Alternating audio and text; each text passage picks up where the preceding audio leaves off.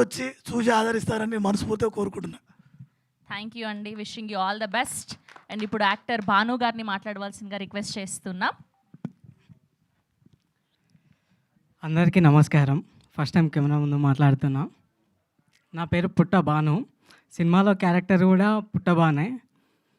నాకున్న సినిమా పిచ్చితో మా ఊరు థియేటర్లో ఏ సినిమా పడ్డా ఫస్ట్ షో కుర్తుండే. స్క్రీన్ మీద అంటే ఏదైనా కామెడీ సీన్ వస్తే సీట్లో కూర్చొని కిచెన్ అవుతుండే. ఇప్పుడు మొన్న ప్రివ్యూ చేశారు హుషార్పేటల్ మూవీ ప్రివ్యూ రోజు.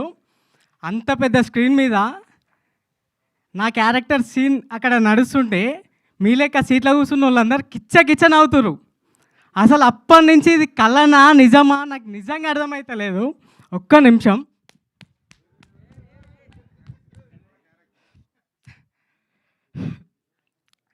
నిజంగా ఇంతే. అంటే ఇది నమ్మలేకపోతున్నా. అంటే మీరు ఇది కావాలని చేయలేదు, నమ్మలేకపోతున్నా. నేను అంత పెద్ద స్క్రీన్ మీద ఉన్నానా? 8 ఏళ్ళ నుంచి నేను ఎన్ని ఇబ్బందులు వచ్చినా, ఎన్ని స్ట్రగుల్స్ వచ్చినా సినిమానే నా లైఫ్. సినిమాలో ఖచ్చితంగా నేను యాక్టర్గా ప్రూవ్ చేసుకోవాలి. ఎంతమంది వద్దన్నా నేను ఖచ్చితంగా యాక్టర్గా ప్రూవ్ చేసుకోవాలని, ఎంతమంది నెగిటివ్ మాట్లాడినా నేను పాజిటివ్గా ఉన్నా. అలాంటి టైంలో నాకు ఇంత గొప్ప అవకాశం ఇచ్చిన, అంటే నేను చిన్న క్యారెక్టర్ ఇవ్వచ్చు అనుకుంటే, కానీ నాకంటూ ఒక లైఫ్ రావాలని చెప్పేసి ప్రొడ్యూసర్ వెంకట్ యాదవ్ అన్న, డైరెక్టర్ భిక్షు అన్న మంచి క్యారెక్టర్ అయితే నాకు ఇచ్చిర్రు. వాళ్ళ రుణం ఎప్పటికీ తీర్చుకోలేను. నేను చెప్తున్నా కదా, నేను సినిమాల క్యారెక్టర్ రానికి మా బోనీలో ఎల్లమ్మ తల్లి ఉంటుంది. అంటే సినిమా ఛాన్స్ వచ్చేదాకా నేను ప్రతి మంగళవారం చెప్పులు వేసుకోవద్దని మొక్కిన, అదే పాటిస్తున్నా. అంతేకాకుండా అంటే కనిపించిన గుళ్ళకు మొక్కిన, దేవుళ్ళకు మొక్కిన, ఎల్లమ్మ గుడికాడ మొక్కిన. సినిమా రిలీజ్ అయ్యాక నేను అంతే ఇంత మంచి క్యారెక్టర్ ఇచ్చినందుకు 100 కొబ్బరికాయలు కొడతా అని చెప్పేసి మొక్కుకున్నా.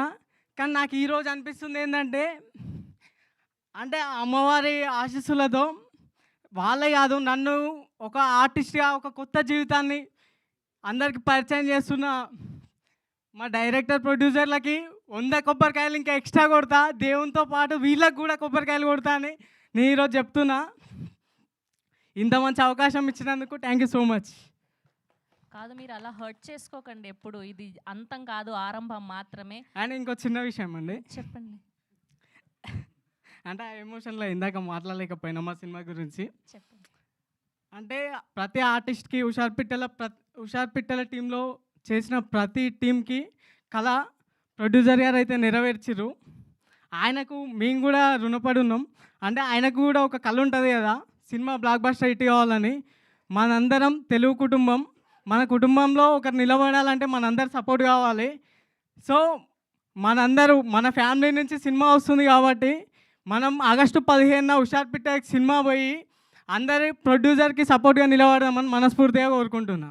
Thank you so much. Thank you అండి, thank you so much. And ఇప్పుడు యాక్టర్ గోవర్ధన్ గారిని